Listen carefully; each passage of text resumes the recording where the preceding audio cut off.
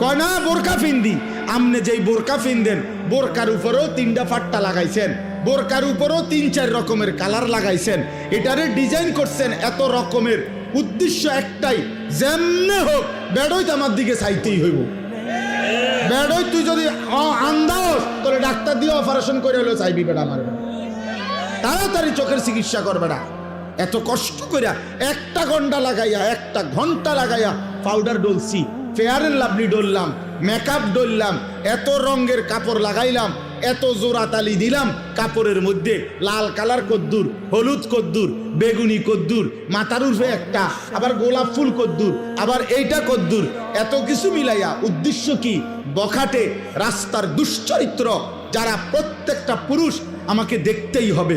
আরে বোন, আরে মা, বেপর্দা নারী, তোমারে রাস্তায় যারা দেখে তারা তোমারে রাবেয়া বসরির নজরে দেখে না, মা ফাতেমার নজরে দেখে না, তোমার ভোগের নজরে, উপভোগের নজরে, লালসার নজরে দেখে। এজন্য বেপর্দা নারী কিতাবে আছে, নিজেই নিজেকে ছোট করে, নিজের দাম নিজেই কমায়, নিজেকে বাজারে তুলে দিছে যে আমার এই অসল আমি মূলত চলে না, আর আমনে নিজে চাইয়ালন।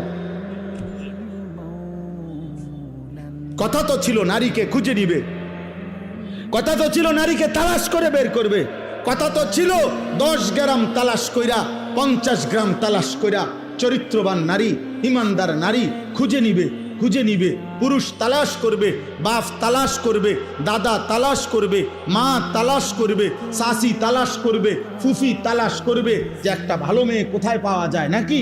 কথা ছিল এই, কে তালাশ করবে? বেড়ি তো বাজারে কীর্তন খোঁজেন, আমি ওই যে আপনি ডেইলি গেলে তো পাইবেন, আপনি কীর্তন তো আন।